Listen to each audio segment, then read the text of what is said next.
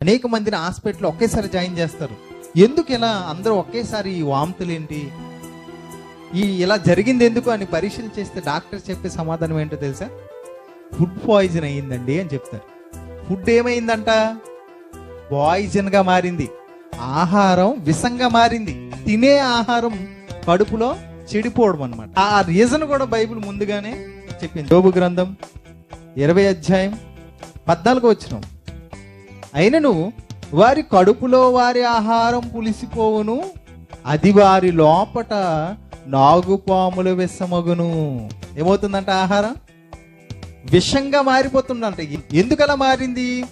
ఆహారము వారి కడుపులో పులిసిపోతుందంట. ఎందుకు అలా మారుతుందో కూడా బైబిల్ చెప్పేసింది. తినే ఆహారం కడుపులో ఏమవుతుందో కూడా, అది ఎందుకు అలా మారుతుంది, ఫుడ్ పాయిజన్ గా మారుతుంది అన్న విషయాన్ని కూడా దేవుడు తెలియదు. ఎందుకంటే ఈ ఆకారాన్ని తయారు చేసింది ఆయన.